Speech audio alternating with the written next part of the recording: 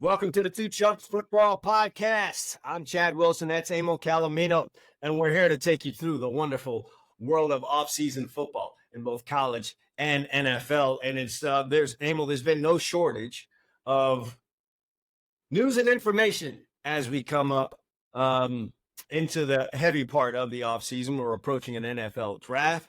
There is no offseason in college football anymore. There's like a constant draft going on in college football too, isn't there, with the transfer portal and NILs and everything else? I mean, if you like to follow that, which a lot of college fans do, it might be more interesting in the NFL because there's guys in and out of that portal all the time. Like Roster builder. like crazy, and there seems to be no end of it, nor any attempt to kind of reel things in over there as that continues to fly out of control. But we have some new rules in the NFL that Eamon and I are going to discuss today.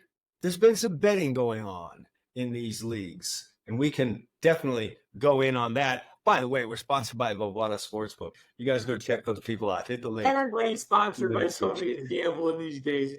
Yes, gambling rules the world, folks. Emil and I are definitely going to touch on a couple of gambling topics on the show today. Also need to talk about Deion's comments about a couple of high-profile players on the Colorado Buffaloes ever in the news. Deion Sanders, that guy really knows how to master the media. And then we've got a segment here on the show today that we're going to drop on you. It's what's more likely to happen. So we'll be getting to that and more coming up on the show. If this is your first time here or you've had a chance to come a couple of times and for some reason, some odd reason, you have not yet hit the subscribe button on whatever you are watching or listening on, go ahead and do that right now. We'll pause while you do that. Did it? All right. Got it? Good. All right, Emil, let's jump into this whole thing right now. I was in a big tizzy, as were many of the defensive players in the National Football League, at least the guys that are allowed. Well, let me not even get into that. There was a lot made about the hip drop tackle. We knew this was coming. You and I discussed it last week as a potential thing that was that could happen in the league, and I felt pretty good that this would get passed through because you and I have been around long enough to know how things go and when they speak. You know what? I coached Little League football, right, and we were in a well-organized league down here, the AYFL, the American Youth Football League down here in South Florida. It's a well-run. Get you some there? I am sure. Just so you know, they bet on Little League games here in South Florida. I know that. That's why. Please know that, yes. There isn't anything they won't bet on, even what a 7-year-old is going to do. Them, not me. Could never be me. But anyway, it was a well-run league. And they had board meetings. And the board meetings, you already knew what the vote was going to be before a measure came to you didn't, like, the powers that be there wouldn't bring something to the table if they didn't know they had the votes for it. So guys would go, whatever favors they had on the board, they would call them in and they would poll guys and made sure that they got what they got. I feel like that's what happens in the National Football League. And every year now, it gets to this point, Emil, where I shudder to think what's going to come out of the owners' meetings, because every year it's something. This year, Emil, it's that big one, the hip drop tackle. A lot of defensive players are not happy with this, and I've had a chance to roll this around. Now, look, when they approved this 2 days ago, I was on my social media networks just really going off about it. I even dropped a video. And for people our age, only they would understand it. So I dropped the video of the little rascals with Alfalfa with the ball in his hand running to the end zone as people, just kind of fell at his legs behind him and he ran all the way into the end zone frightened. This is, it's what this league is turning into.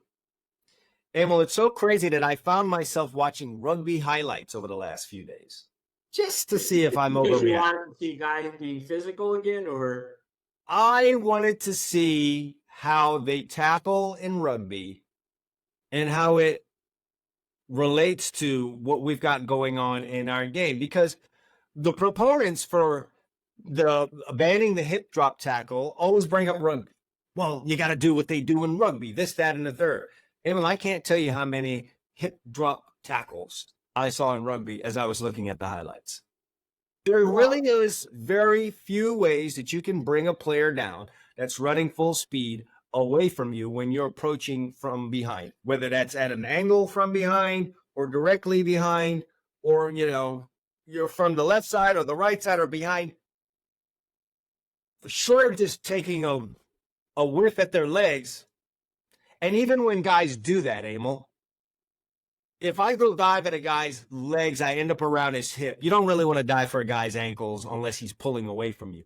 But if you dive for a guy's hip, you're essentially trying to stop his legs. But in a lot of these rugby games that I watched, and I'm watching the highlights, they would grab, once they got around, they let their body weight die to bring a guy down. What else can you do? You cannot run with the guy that's ready. You're trying to stop him where he is. There's going to be a lot of guys wearing backpacks this year of human beings because I mean, it's going to be very odd. And I was talking to a friend of mine who, like you, played Division I football the other day, and I said, this has to be a group of lawyers and accountants and actuaries that came up with this rule because I can't imagine anybody having played sports in general thinking that this is going to work. Okay, so I'm playing safety. I weigh 200 pounds. You're running at me and away from me at 230 pounds. So now I'm in a trail position. I'm lucky enough to get to your hips. You're bigger than me. So the only way I'm going to get you to the ground is to use leverage. And I'm allowing my weight as I'm holding on, which is essentially stopping you. I would see another way, unless I get like, it doesn't even matter that he's bigger. And again, I'll go back to what I watched in the rugby. I saw bigger guys tackling smaller guys in this same fashion. What matters is that a person is ahead of you, accelerating away from you, and you have to stop his momentum. That's the essence of a tackle, stopping the momentum of the ball carrier. And if I'm not contacting that person from the side or the front, I don't have any other means of stopping you when I contact you from behind as you're running away from me. How else do I get you stopped? I must stop my feet. I must deaden my weight to bring your weight down to the ground. It's a gravity. I've heard a couple various outlets where they were having discussions, and somehow they tried to fit in face masks and horse collars that, over the years, at one point it was probably legal. I don't know, to grab a face mask 60 It was. Not too long ago, to be honest. Okay, so my point is, face masks are part of the equipment, and obviously with that, you're using equipment to tackle somebody. And obviously the horse collar, same deal. You can still grab him in a shirt, you just can't get inside his pads to pull him down. I get that because, again, it's the equipment. We're not talking about equipment here. We're just talking about a tackle where you're kind of using your weight and leverage to get a guy who's accelerating away from you to the ground. And I really think with the league, I know this, the league just wants offense. So here's what's going to happen. At first, there'll be some penalties and fines hands out. Defensive players will go, oh, I don't want to pay 20 grand because of a bad tackle. So they'll just miss the tackle. They'll dive at his ankles. They'll miss the tackle. We'll get more offense. There'll be guys running down the field 20 and 30 yards on crossing patterns. That's what we're done. Yeah, and then they have their statistics, which they are telling us they're relying upon to have made this rule. And I don't have the exact numbers. I probably should pull that up. But they're saying that these type of tackles, what they have described as hip drop tackles, and now even that is subjective, has increased greatly from the year 2022 to the season of 2023. Okay, that could be an anomaly. Don't give me 1 year. 1 year, there's a tremendous amount of holding. Another year, there's a tremendous amount of pass interference calls. And then the next year, there's not. There's considerably less. I would need to see a couple of years of that.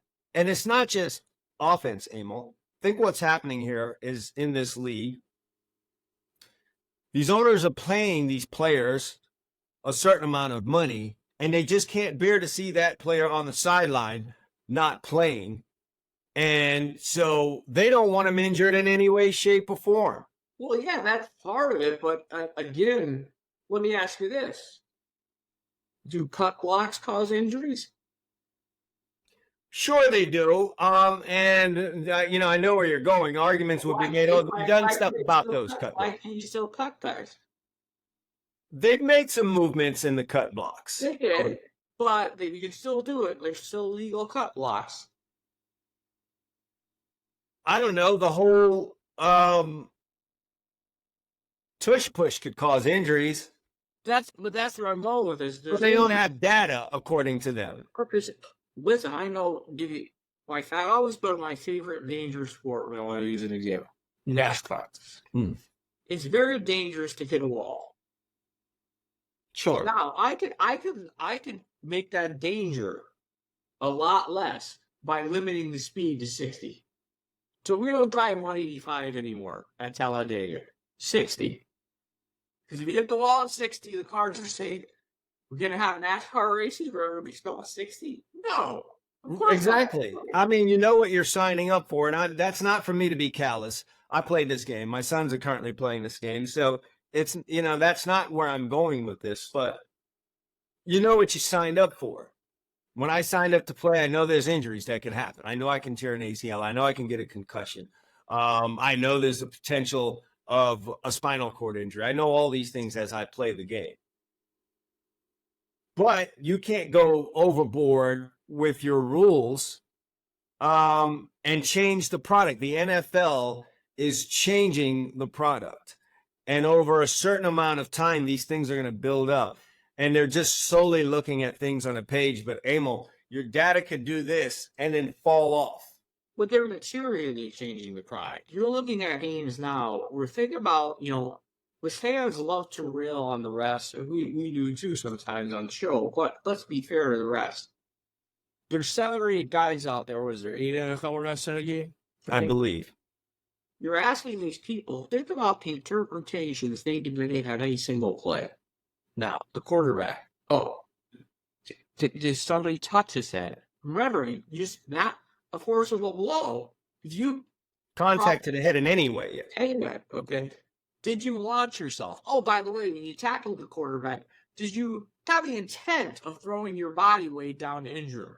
Now we're gonna. By the way, now the quarterback gets rid of the ball. The receivers got it. We're gonna say, oh, did he tackle him with a hip drop tackle? Or did he bring him down illegally, which is going to go just so much for them. I just have a feeling that this rule is going to end up like the body weight play with the quarterbacks.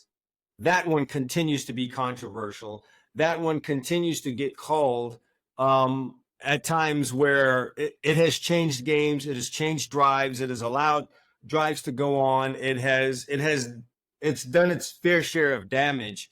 And I have a feeling this hip drop tackle thing is going to work in that fashion. Furthermore, they are preserving the ability, the NFL, to be able to fine players thereafter, even when it was not called in a game. Which is weird. And I could look this up, but I think fines for NFL players were up last year, both in the amount of fines and the dollar amounts. It was up across the board, and now they're looking to take more. I want to tell you this. What happens? I'm asking because I'm thinking you might know some of the insider sauce of making. What happens with the fines that players pay? What happens to the money? It goes to a charity. Really? Yeah, it's supposed to go to the United. Do we ever get an accounting of it? It's supposed to go to the United Way, I believe, but it's supposed to go to a charity. Listen, we haven't done an audit. I know, but yeah. I'm looking at this the way this is headed, and we'll give out picks every year, and we'll continue to do it on the show. But I have to be honest, full disclosure for people who watch all year, I have no idea how any of you bet any serious amount of money on the NFL where it's at today. I just don't understand that part of it either. I don't get it. And I continue, Emil, and this is probably going to be my big thing this offseason. The disparity in monetary gain for quarterbacks versus everyone else playing in this game. When I think about it, there are precious few things, if any, that a quarterback can do in a game that would lead to him being fined. That's number one. Number two is they are making an overwhelming amount of the portion of the salary cap. That's from team to team. That thing's ranging from, and I'm going to do an analysis on this before our next show, anywhere from 10% to 20% of the cap of the team is going to the quarterback. And it's closer to 20 for the big quarterbacks. yeah, well, I already talked about Joe Burrow making 21%. This now leaves 80%, 79, 80% for the remaining 52 players. You can do the math on that. You're an accountant guy. Look at what that breaks down to. Then on top of that, they make all the endorsement money. It's so out of whack. Right, but so look at the way, again, you could say this is a conspiracy theory, but I don't necessarily think so. By design, if you look at the way they're setting the game up, the game is quarterback driven. Quarterbacks are the easiest to market, because I say it's the NBA model, right? Especially with football. Guys have helmets on, so most fans don't really know what their right guard or center looks like, but the quarterback, you kind of get more of a glimpse at all of them. So you market your game, not the Kansas City Chiefs playing the Buffalo Bills. It's Josh Allen and the Buffalo Bills playing Patrick Mahomes and the Kansas City Chiefs. So now that's how you're going to market your game. That's where your dollars are. So who are you going to protect?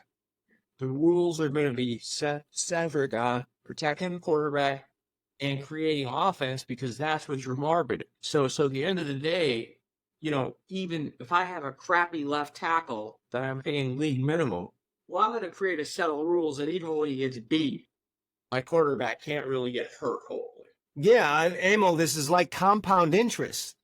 Yeah. With quarterbacks. They're protected. They get the most money. They get the endorsement deals. The rules are in their favor. It's completely out of whack, out of control. And I really wish the players had the power to really push back here.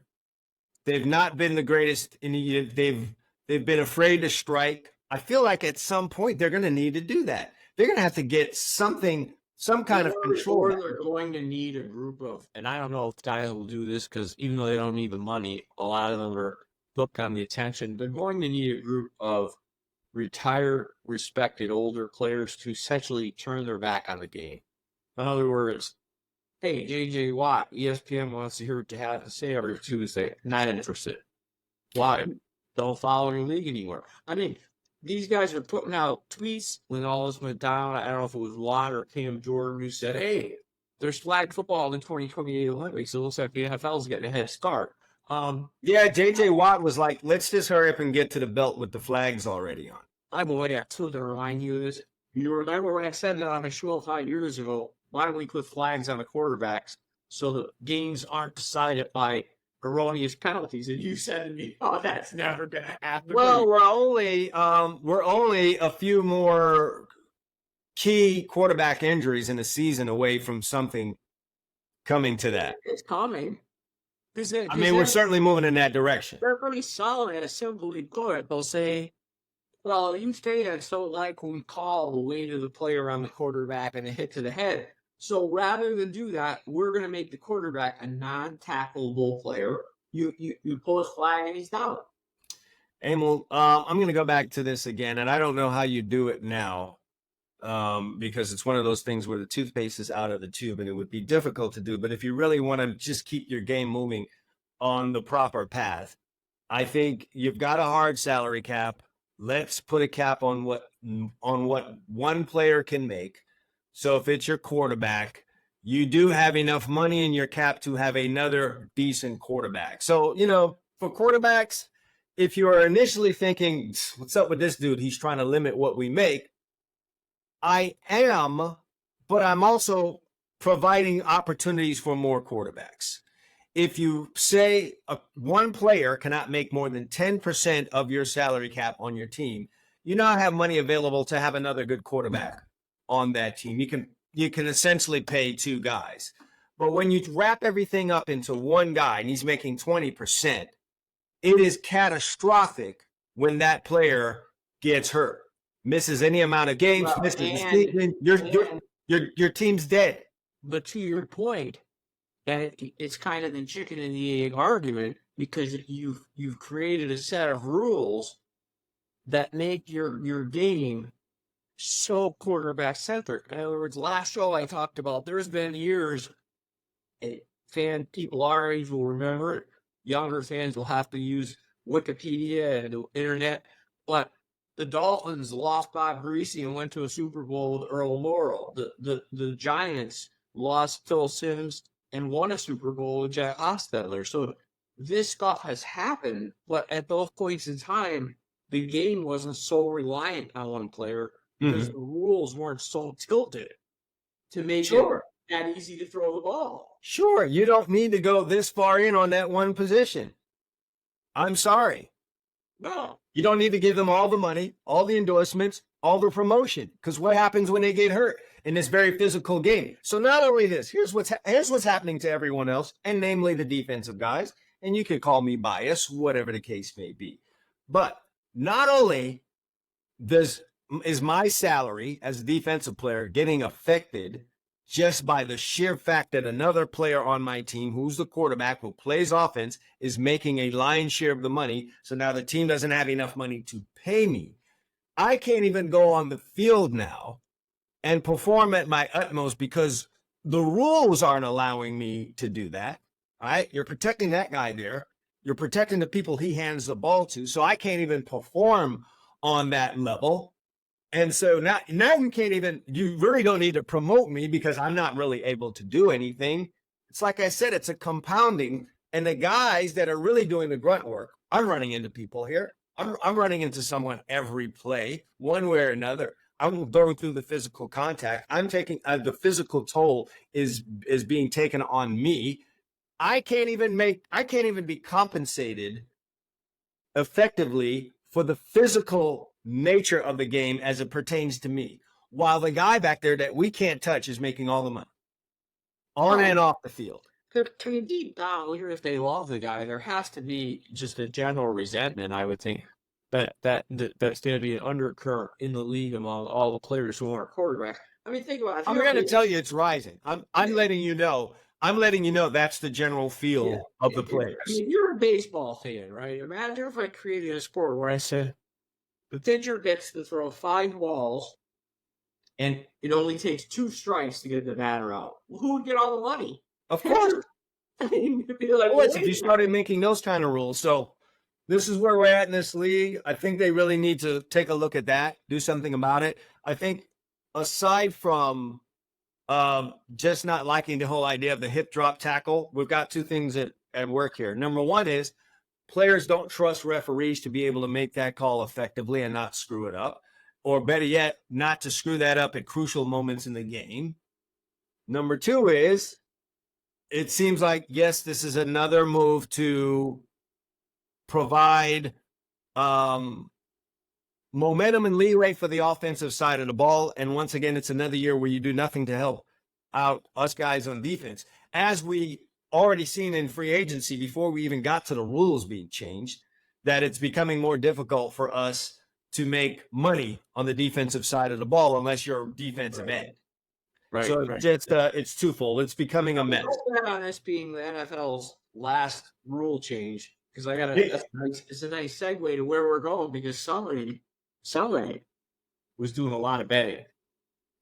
Somebody was doing a lot of betting. So we've had a couple of scandals rolling here in the last week. One more publicized than the other simply because of who it involved. Yeah. But 2 things that need to be addressed. Actually 3, but 2 things that came up this week. Obviously, everything that happened with Shohei Ohtani, who is the new acquisition by the Los Angeles Dodgers. When is that contract he signed, Emil?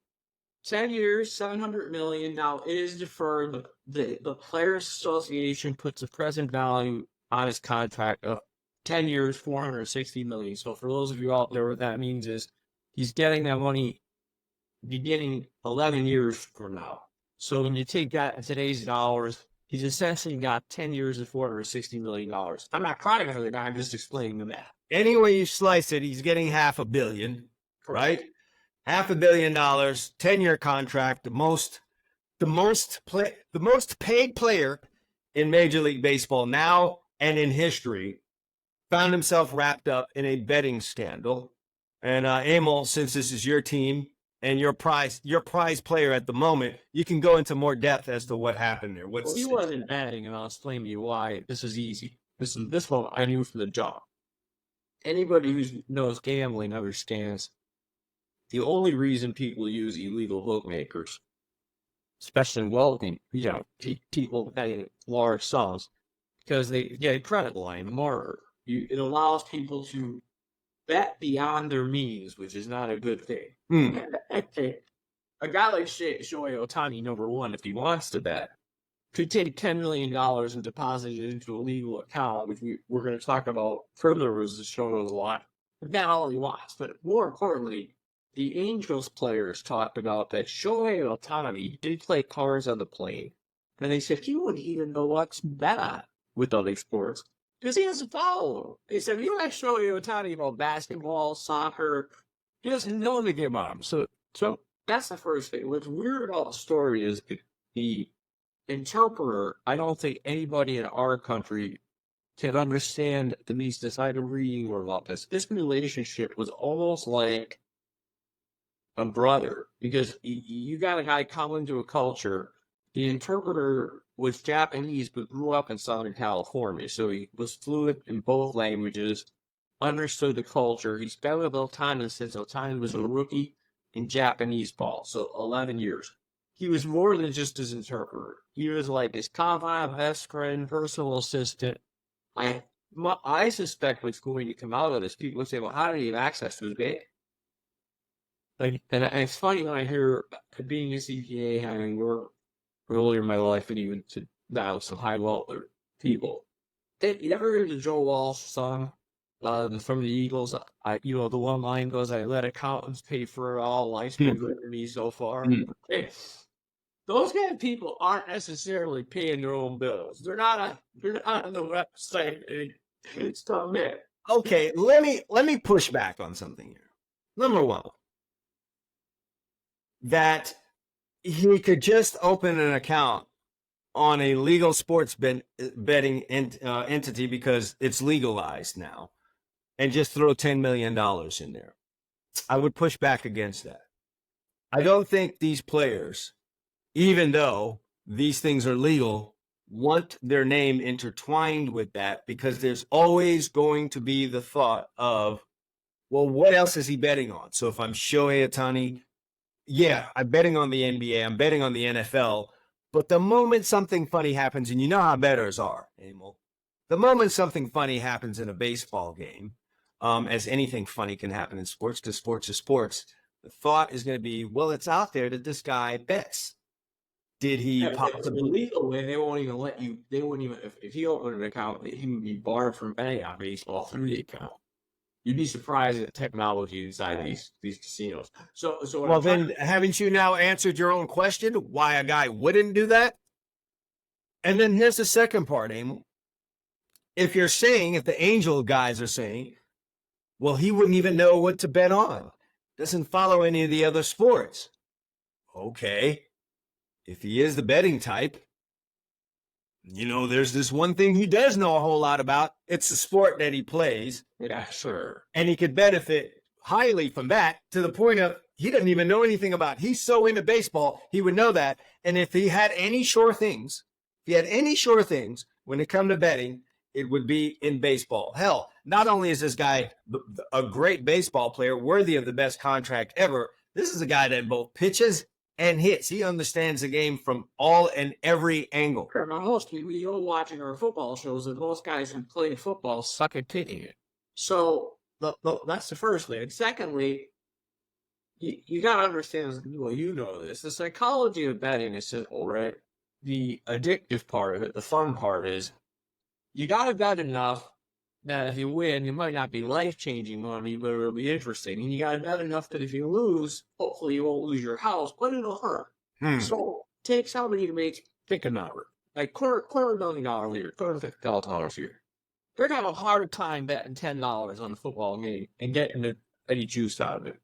Now, maybe they could bet $500 or $1,000. Not going to change their life, but they're going to like winning. It's not going to ruin their life, but they're not going to want to lose either. That's the thing. When you got as much money as this guy, it doesn't even make sense. Even a guy like Pete Rose. Pete Rose wasn't wealthy. He needed the money. Did you see the amounts that were bet and that was lost by the interpreter? $4.5 million. It's a decent amount of money. The decent amount of money. I think, listen, first of all, they're turning it over to the authorities. So if this guy did it, they're not going to, if Otani's betting, they're not going to want people that can actually figure that out. Look at it. He's in full cooperation. He hasn't invoked any Players Association representatives. And I look at the whole thing like, I think this guy, no different than when we had the scandal with the girlfriend of Monte Tao, how do you say his name? Yeah, Manti Te'o. I think it's more embarrassing for him. I think this guy was literally had access to everything in his life, including his bank accounts. I'm not ruling out anything, Emil. I did watch an American Greed episode a couple of weeks ago that had Jason Kidd's ex-wife on there and telling the story of how, an accountant that she had ripped her off, she gave her access to all these accounts. Yeah. She trusted her, and she kind of wiped not only her account out, she wiped out college fund accounts for the kids and everything like that. I'm sure Jason Kidd was like, wow, look at the trouble you got into. And now I've got to bail you out of this, my ex-wife. But so that's possible. I'm not ready to rule out Otani's involvement in this betting. I need more. Let's do this though. What if it is found that he did do that? What should happen? Do we reinstate Pete Rose, or do we say, Shotani, you're out? I can tell you right now, I made a joke the other day. Somebody said he could have bet on the Angels games, and they're not going to get rid of him. He's their goal. He's their cash cow for the league. The league's opening the season next year. Angels can. What do you think will happen here if it's found? Or is it one of those things where if it's found, it'll be lost just as quick? If it's found, it'll be lost. I honestly don't.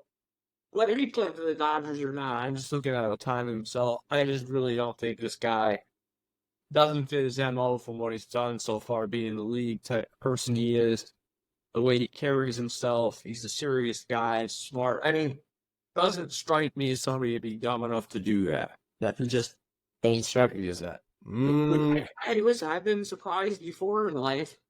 But the bookie himself, who's under federal investigation, said, Federal investigation? Is he not a Japanese bookmaker? No. He's an American guy. Gotcha. From California. He said, I never met Otani, never talked to the guy. Of course you wouldn't meet him. They never texted with him. He said, the only guy I ever dealt with was this guy. He told the whole story of how he met him at a card game. And the guy is just a degenerate gambler. And they asked him, well, why would you let him bet that much? He goes, I'll be honest. He goes, I figured with his ties to Otani and him being his best friend, that worst cases he'd cover. I mean, he admitted that much. Okay, so we bet on baseball. Mm-hmm. You don't think this guy was betting with some type of inside info? He never bet on baseball. That's the only thing the bookie said. He goes, he bet on every other sport, soccer, anything, but not baseball. I said the guy never bet on baseball. Not on me, he said. So what's the problem?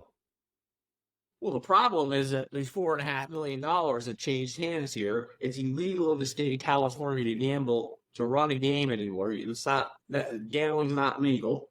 And if Otani did cover his bets for him, while it wouldn't impact his baseball career, it is a misdemeanor in California because you're helping to facilitate gambling. You can't, you couldn't cover my bets, I couldn't cover yours in that situation. Okay. I'm sure there's more to come on this as we try to unravel, but I'm of the opinion that nothing will come of this, because even if he was guilty, he won't be. Well, right. It's just too costly to the league to have it. Putting Alabama on probation in the NCAA. Exactly. You just can't do this. And do it. He'll get a strong talking to in a back room, but nothing will come of this. What could come of this is what's going on with the investigation into Jonte Porter, NBA basketball player. And Emil, this highlights, and you can give us the details on this, this does highlight the whole thing of prop bets, which is Yeah. seemingly what is the bigger problem with betting nowadays. And you did make this point over text. These leagues, NBA, Major League Baseball, but NBA and NFL, has really gone in on promoting betting. Okay. It's been a complete about face, and they're going all in on it. And you have these individual prop bets. And now we're supposed to act surprised now when we have situations where there's a sort of a betting scandal. We could talk about Calvin Ridley. To you, we've taken, first of all, understand, I will speak for you, but I think it's pretty evident. Chad and I are not anti-betting on sports. Obviously, we do a segment during the season picking games, okay? But, as we like to joke, there used to be a certain amount of effort, at least, Sure. you got to put forth. So, for those of you who are too young to remember this, everybody our age will, you got to pick up the phone and call your bookie. And there's usually a guy on the other line with a gravelly voice, a cheap cigar in his mouth, no neck, probably hadn't shaved in about a week, and he was giving you lines. And he read the line and said, Redskins -2.5, Cowboys -4. And listen, if anyone wants to find out what that's kind of like, you can watch the show on HBO with your guy, Sebastian Maniscalco. Am I saying his last name right? Yes, Maniscalco. What's the name of the show? I forget. Bookie, right? I think it's Bookie or something like that. I'll look that up. A great show, by the way. Yeah, so I mean, for people out there, you would call, they went on the lines, they'd give you the favorite on the game, obviously you knew who the dog was, they'd give you the number, they'd give you the over-under, then you had to write it all down, and you had to sit there, call back now, because you're going to go sit and stew on these lines that the bookie just gave you. Yeah, name of the show is Bookie, by the way, on HBO. But you had a call back, okay, then all this action went on all week.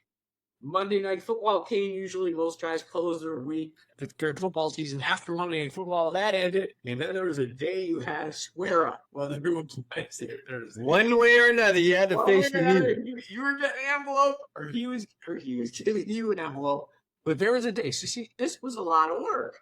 So you have at least do it. The effort had to be put forth here. Now you got a whole generation that we're marketing to.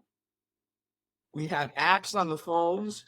We have kids sitting there in their underwear watching games at 10 o'clock at night with their credit card and app on their phone, putting money in their account. Not only betting on who's winning and losing the game or the total, they're betting on plays within the game. They're betting on how many rebounds a guy gets, how many free throws he's going to make. This is not a good thing. Please believe me. No, it's not. And getting into the Jonte Porter situation, Jonte Porter is a forward for the Toronto Raptors. He's under investigation by the NBA following multiple instances of betting irregularities, as described over the past several months. And issue are prop bets involving Porter from games on January 26th and March 20th. Multiple sources told ESPN that I'm reading this right now. In the game on January 26th against the LA Clippers, there were increased betting interest on the under for Porter props, which for the night were set at 5.5 points. So they just kind of let you know what type of player we're talking about here. 4.5 rebounds and 1.5 assists. There was also an over-under for Porter's made three-pointers, which was 0.5. That evening, Porter played just 4 minutes before leaving the game. So, yes, when there's increased interest on a player whose prop numbers are these, it just kind of tells you his level of play, amount of time, importance, etc., that's going to raise the rabbit ears up. And then, on top of that, he leaves the game early. Same thing basically happened on March 20th against the Sacramento Kings. Porter played just 3 minutes before exiting. You're right. So if you're talking about organized crime and gambling, the easiest way, to influence gambling are in these prop bets. I mean, if I want you to fix a game, first of all, you have to have some modicum of control over the game. You know what I mean? You have to play enough. You have to have the ball. There has to be situation. You have to make it so it's not obvious because you're playing an entire game. So, That's harder to do. A prop bet, like what you just described, is pretty simple. Oh, my groin's tight. I'm just controlling that one player, and we could make all the money off this one guy. Right. And that's the danger of these prop That's bets. the danger. And all he has to do is go over to the hunt and say, my groin's tighten up. Okay. Sure. And it's amazing that no one had any foresight on this. Because when you're talking about the NBA, if I want to affect the game, I've got to get to LeBron James. I've got to get to Kevin Durant. I've got to get to Jokic. I got to get to those type of guys. And they're hard to get to because what do they need from you? They're well compensated, and it's not worth it for them. But when you've got a prop bet, you could go after someone like Jonte Porter, where their over-under for points is set at 5.5. That might be a guy who could benefit. Let's not jump on again. I don't know enough about the story other than what you read and what I've read. So maybe there is a coincidence that he didn't do anything. Oh, I thought. Very often. And it's usually the sports books or big-time sports bettors that will bring this to the attention, and I'm sure that that's what happened here. Casinos are super sophisticated.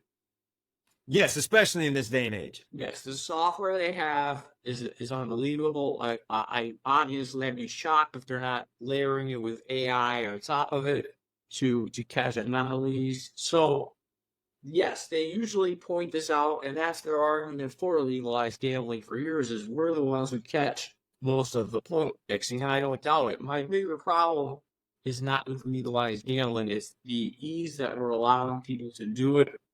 And it's the way the leagues have basically went from we do not involve ourselves at all with gambling to now I see an ask for a touchdown and there's DraftKings in the end zone. Yeah, we know what this is about. Now that this has been legalized, you turn them into an advertiser, which they were willingly going to be. I mean, what better ad to run during a sports game than that? It's not going to be tied. It's not going to be a Ford commercial. It's going to be DraftKings. It's going to be MGM. It's going to be FanDuel. Those are going to be the things you need to run. And now you've got these prop bets. And so, as you said, we should not be surprised when things like this pop up. This is not the first one. It won't be the last one, Emil, unless we do something about the prop Really bets. has caused me to reevaluate, I used to have a position, a more libertarian position on drugs, right? I never used any drugs. I'm not saying that. I'm not tragic. I'm just saying never did.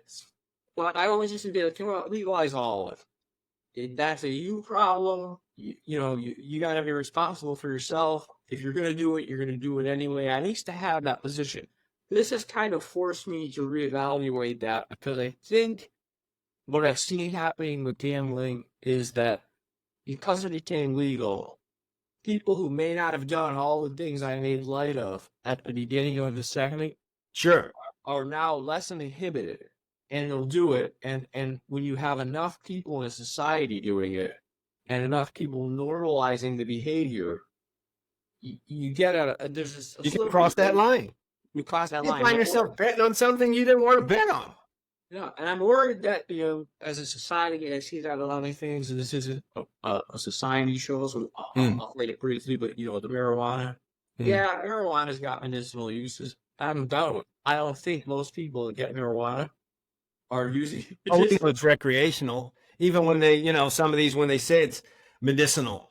But, I'm worried that we're headed in that direction with marijuana. We're going to start marijuana, and then it's going to be like, well, why should you have to make crystal meth and blow up a trailer? Why don't we just legalize it? And that's just how this stuff starts to go. It becomes one after the other. It's like, Pennsylvania, we got casinos about 16 years ago. Start off with rolling out slot machines. Okay, slot machines. Then bet. Plot line table games. People can lose on either one. Okay, table games. Now we got sports books. So, my point is just that. Yeah, Emil, this is the classic. I'm just going to come up and have one drink. Okay. Yeah. The morning after, as you tiptoe out of there, with your high heels in your hand, you know what happens. It's just a gateway. It's an entry. Yeah, you know it. We've all seen it in the movies. We've seen it happen in the movies. Yes. We know how this goes. And this is going to be a problem. They offer prop bets for college football games. So imagine you're one of these guys on one of these teams that I don't have the NIL deal. The other guys do, or the other schools have the NIL deals. But I do know this. There's some value attached to what I'm going to do on this game today. My over-under for catches is 4.5. Oh, yeah. I can make some really good money. So my cousin has a really big account over in my hometown, whatever. I'm going to let my cousin know that today, guess what? I'm playing against, pick somebody, UTEP. Yep.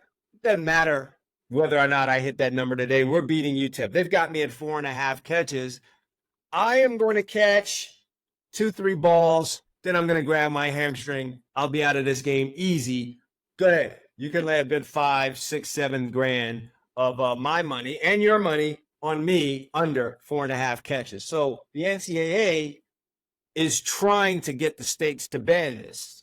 And I think 4 states, I believe, have already banned prop betting on college sports. And I don't know if it's Florida or New Jersey, I think. There's no prop bets at any team from New Jersey within. So in other words, if Rutgers is playing, you can't bet props on a Rutgers game. so I can bet props on a game in Texas. Correct. What are we doing? I don't know. Yeah, what are we doing? Come on. What are we doing? The prop bets in college should get a no-no because of what Absolutely not. Absolutely not. They should not. But for those guys, that might be their NIL deal. The NCAA is trying to push to legalize, is to push states with legalized sports betting to ban prop bets. Reading this really quick. NCAA President Charlie Baker issued a statement on Wednesday asking all states that have legalized sports gambling to pass laws prohibiting the availability of individual prop bets for college athletic events. So for you guys out there that are laying these wagers on Prize Picks and FanDuel and DraftKings, that might be coming to an end, especially if you've been banking on it and you've been able to grab some inside info, which would be very easy to do. I do want to let you, just to let you know this, Emil, how easy this is to do. I do remember being at a game. Yes. Florida playing South Carolina in South Carolina. And there was a kid behind me just talking away, but I forgot what it is he said that got my antennas up, and we're starting the game, and the kid called out the first 2 or 3 plays of the game. And he was talking like he knew a coach on the staff. And at first, whatever.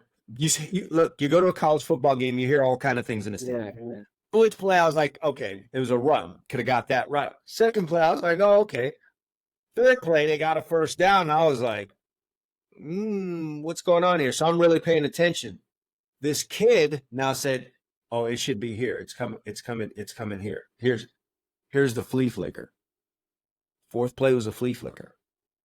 And they completed for a great amount of yards. If anyone wants to go back and watch that game, I want to say it was 2020?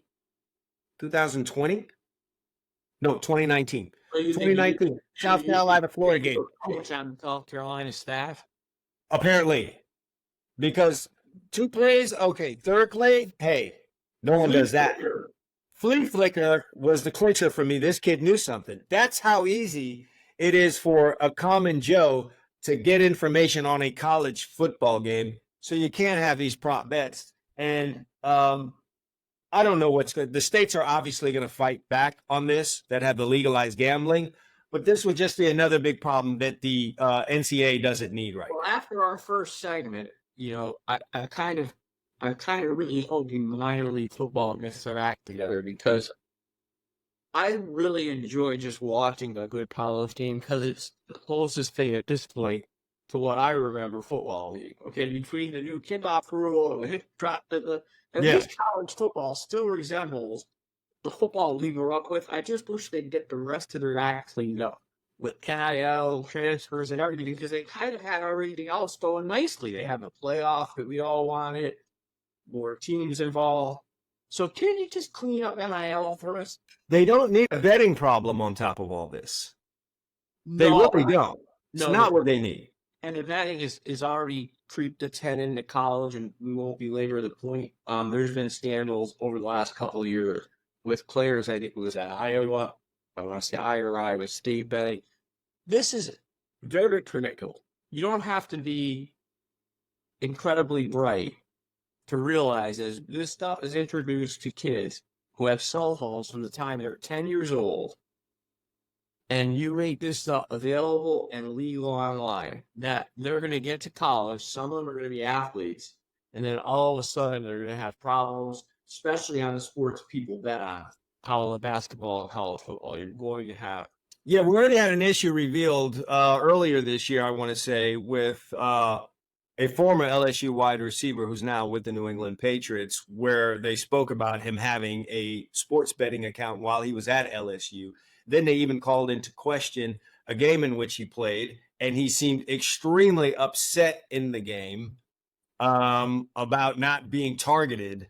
And there was some connection to the props on him for that game and things of that nature. So they need to get this out of the game. And that's my question to anyone listening to the show or watching us here on YouTube. Should the NCAA, in your opinion, based on what you've heard here, what you know, these investigations, and just what is possible, should the states ban should prop bets on college games be eliminated? Is that something that should be eliminated? Go ahead and answer that in the comment section. I'll put that question up on Anchor as well. You can find it on Spotify. One quick question for you. And I'd like to answer honestly. There's no right or wrong answer to nasty. Purely a percentage of your opinion. If tomorrow legal gambling on the NFL was eliminated, fantasy football and major, who'll do it? You gotta go back to the old way. So now remember, we have a whole generation they don't even know what a bookie is. Okay, what percentage of the NFL viewership do you think would cross that?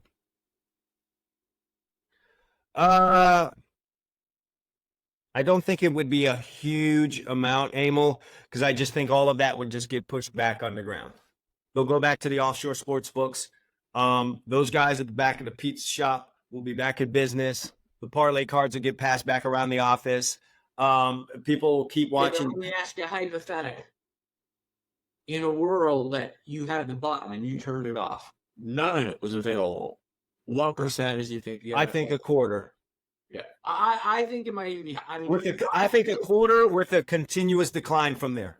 Okay, because I really believe 25 to 50%, somewhere in that number, only watches the NFL to either gamble or play fantasy football, has very little interest.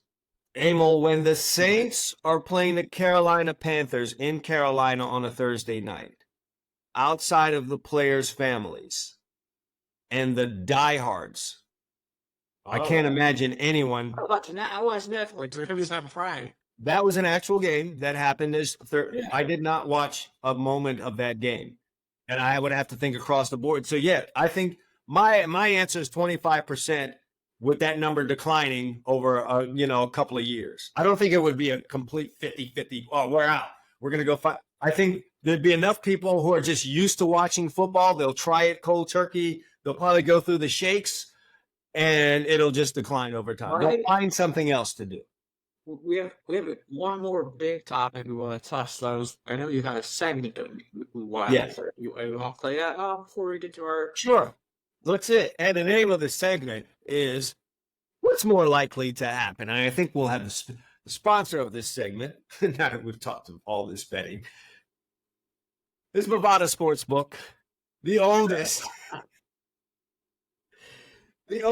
and most trusted sportsbook operating online. Bovada, they currently do have... They don't care. We can be like Ray saying, just say no to drugs. The guy in the corner selling dime bags didn't care. He's like, yeah, Ray, you can say that all day. Thank God a dispensary is not the sponsor of the show. But anyway, Bovada Sportsbook, the oldest and most trusted sportsbook operating online. Lines on everything, even college prop bets. I would not lose sleep if they lost those overnight, but just about anything. And when you win, quick payouts. Of course, the bonuses when you make a deposit, all that. Check out Bovada Sportsbook. We'll have a link in the description of this show, whether you are listening or watching us on YouTube. But, Emil, I'm going to ask you 3 things here. You tell me what you think is most likely. We can have a small discussion on those things here. Okay. Starting off with number 1. more likely to make the playoffs this season? The Atlanta Falcons, now with their super big paid all-time leader in NFL salary, Kirk Cousins, or another team that got a facelift, or at least a change, major change at the quarterback position, the Pittsburgh Steelers. Who's more likely to make the playoffs in this 2024? Before I answer this, I would just tell you, do you know what the Atlanta Falcons over-under is? I heard it's 10, and I can't wait. I can't wait to do our show. Okay. Now, I'm going to couch this answer simply put.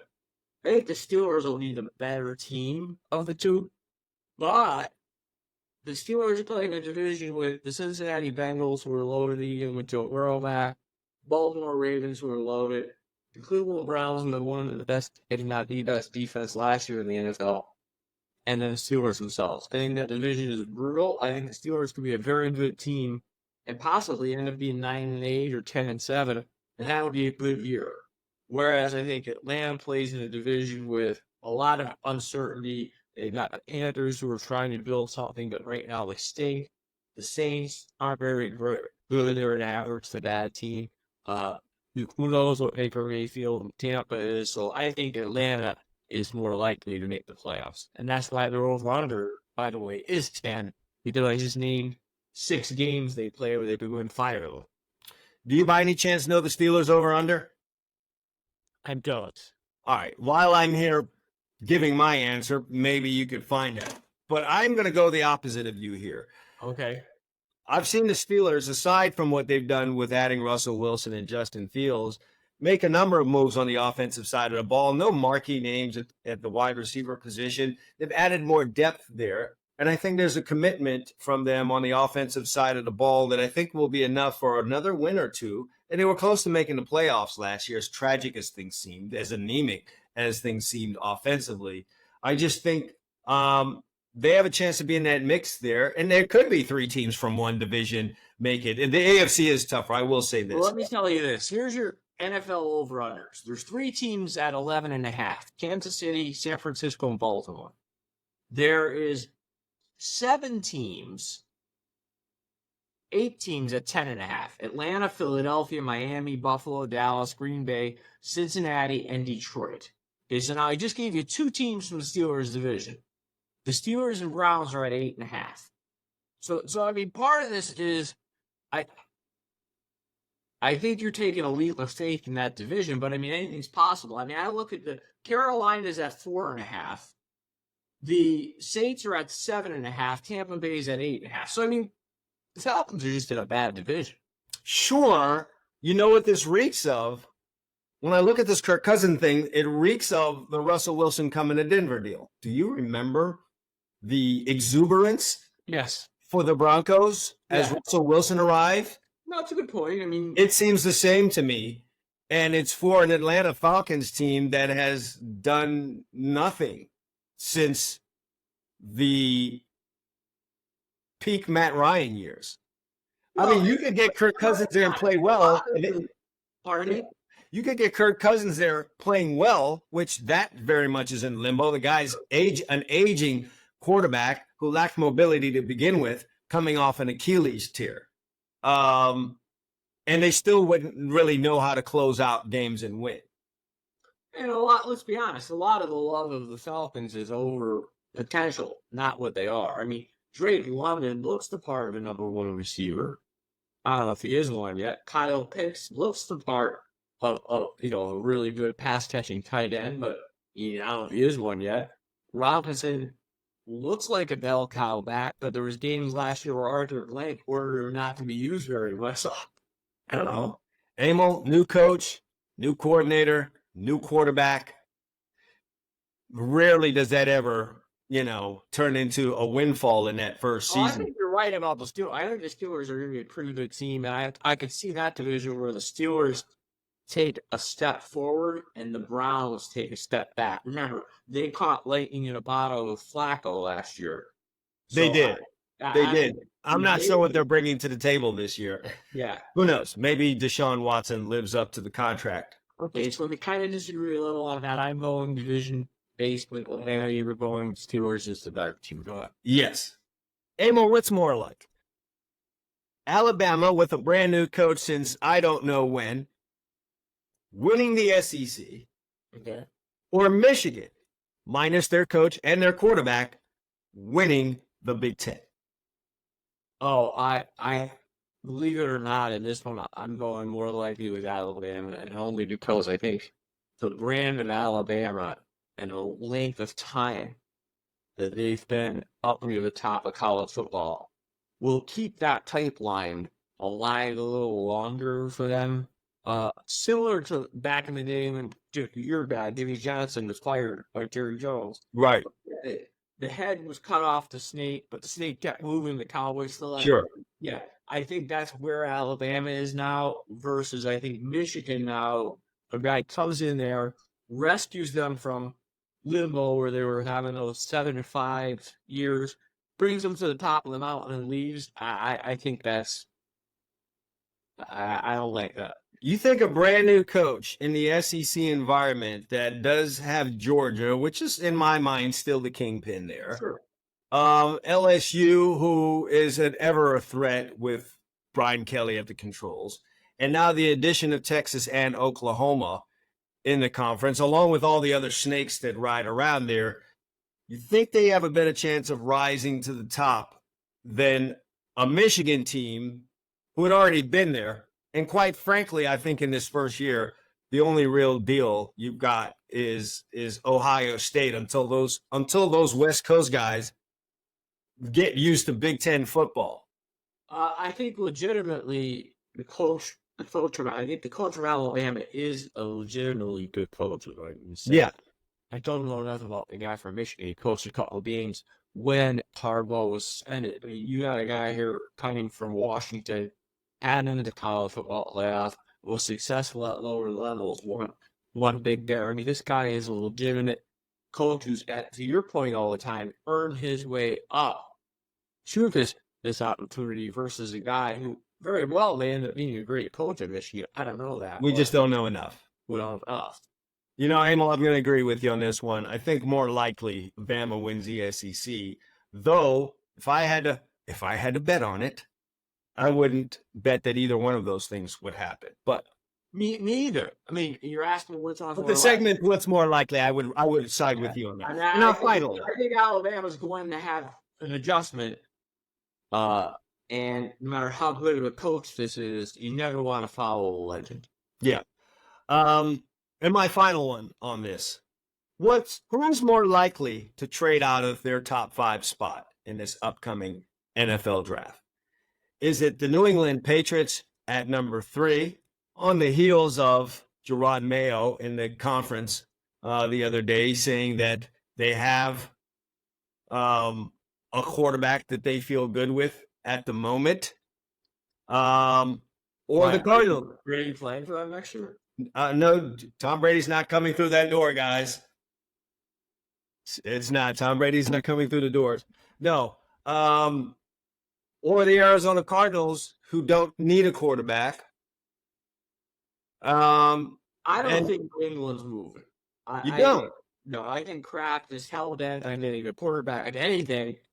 I think if New England had a guy targeted at number 2, and they got on the phone with Washington and so you're not buying the Jacoby Brissett thing that Gerard Mayo was told. I think if anything, New England would even try to move up to 2 to get exactly who they want out of that next group. Who would you think that would be? Who would I take, or who would it be? If those 2 things are separate, give me both. Who do you think they should take? Who do you think it would be? For some reason, don't ask me why, I had a good feeling about McCarthy. He was coached by Harbaugh, who was a quarterback. He played in relatively bad weather in Michigan. And there's a bunch of teams up there drafting from bad weather cities. You know, Chicago's going to take Williams. Then you got Washington, which is no picnic in December. You've got New England. So for me, I feel really good about him. That's who I go with. I agree with you. Do you? Yeah, I agree with you. I think for the player and for the team, I would much rather, if the choice is Jaden Daniels or JJ McCarthy as a New England Patriot, I would think for both sides, probably a better pick to go JJ McCarthy I think in this so. particular draft. I'm not as high on the kid. I think they're the kid from Maine, the kid from North Carolina, and I'm just not as high on him for some reason. Me I don't know. neither. I'm just You're- there with you on that. Um, I'm just not.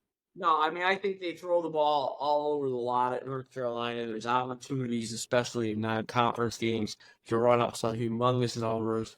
When they're playing at Appalachian State or something. Yeah. And you get these. That's just the feel I get. Now, admittedly, I've not seen as much of Drake May as I have of Caleb Williams and JJ McCarthy, as well as Jaden Daniels. Of all those guys, um, Drake May is probably the guy I've seen the least. So, I will preface my thoughts by saying that, but I have that feeling about JJ McCarthy if he's going to go to one of these cold weather teams. But I think the Cardinals might trade out of the pick if they can load up in the draft and get value for moving down with few spots. Yeah.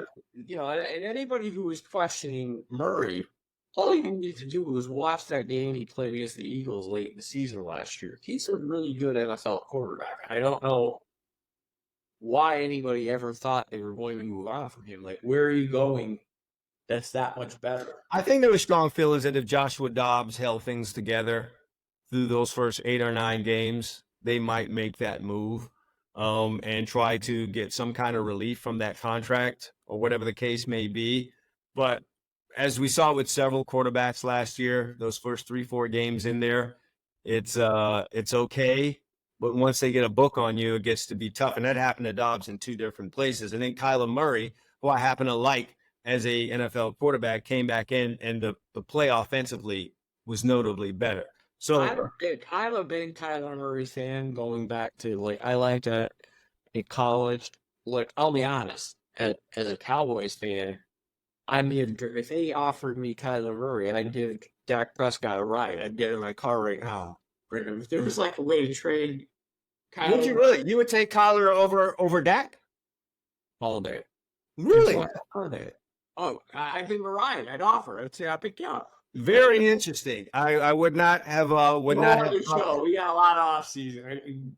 Oh man, we might have to dig into that as we go along. But yes, I'm a Kyler Murray fan, and I do think the Cardinals are probably more likely, especially the fact that they do have a quarterback that they believe in there, and maybe you can pass on making a wide receiver your number 4 pick. I just think he's such a pain in the ass to defend because Yeah. I don't think people realize how fast Kyler Murray is.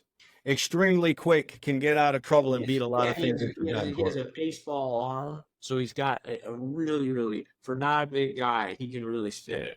So yeah, I believe he's slightly underrated if that's even a possibility. Considering how high he went. All right, that's going to wrap that segment. Final thing I want to talk about here, Emil, and this caused a little bit of a ruckus and ruffled some feathers. It was Deion Sanders' comments about both Shadur Sanders, his son, the quarterback, as well as his adopted son, basically Travis Hunter.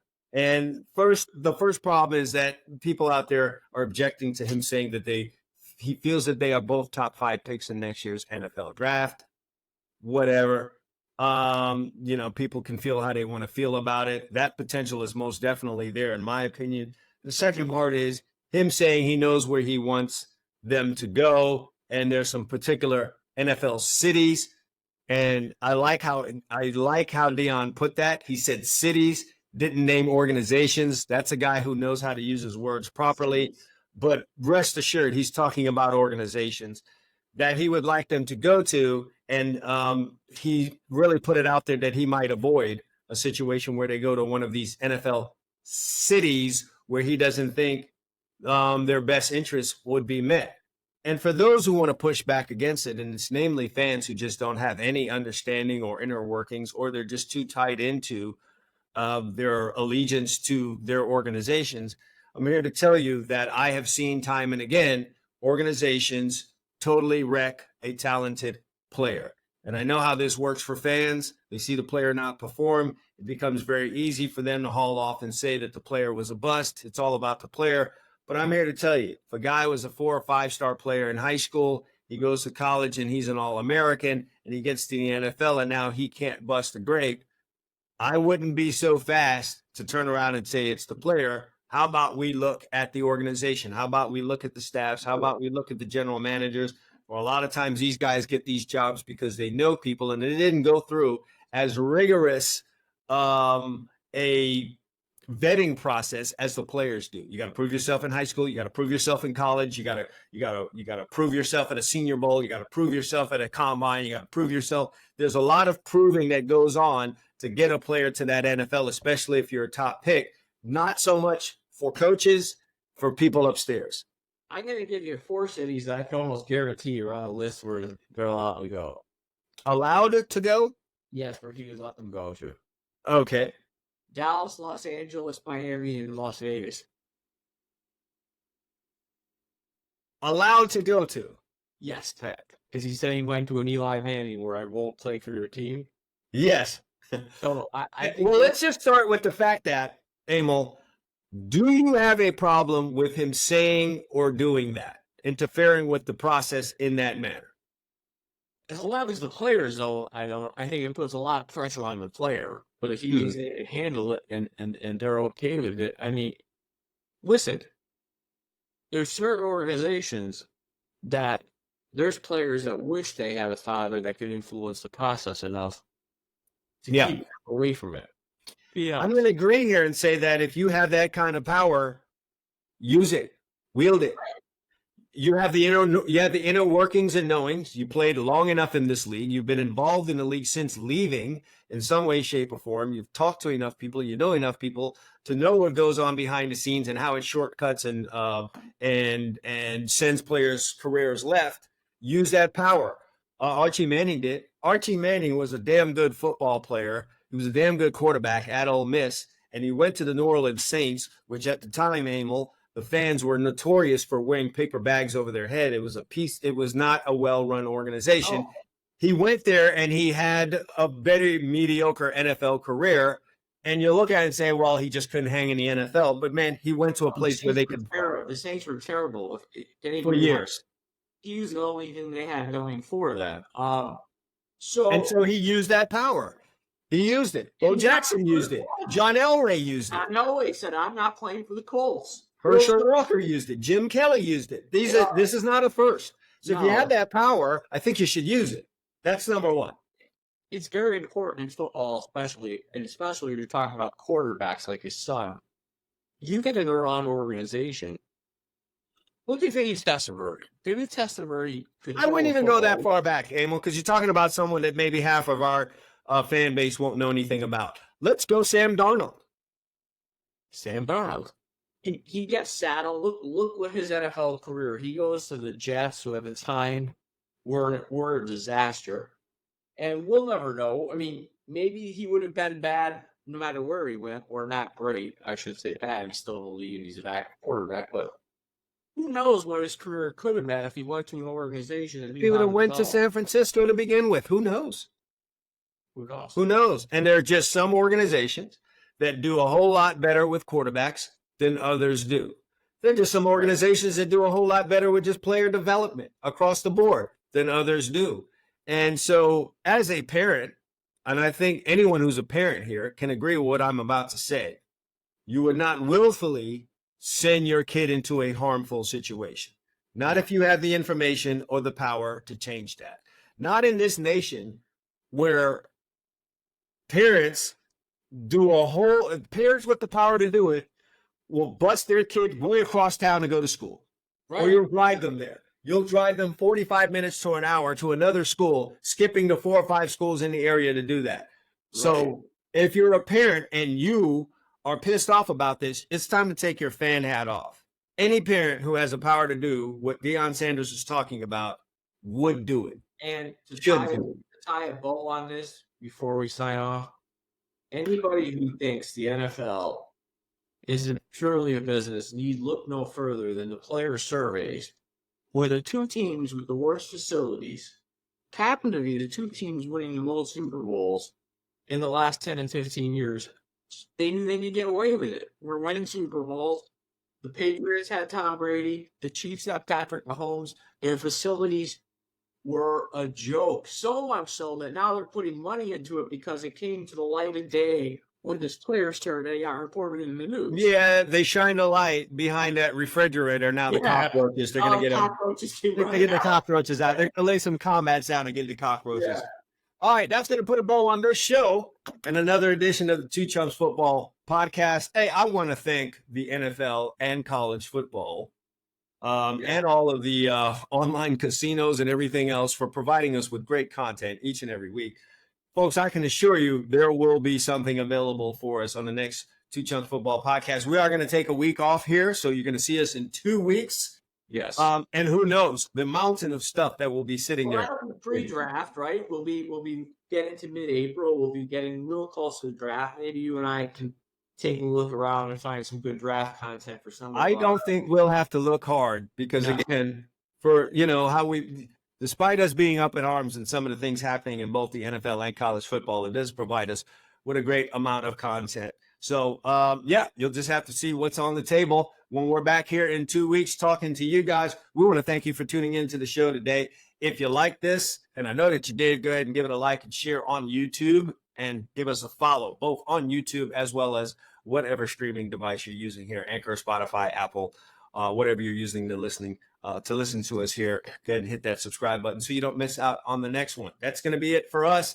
For Emil Calamino, I'm Chad Wilson. Thanks for watching and listening to the Two Chumps Football Podcast. We'll see you guys next time.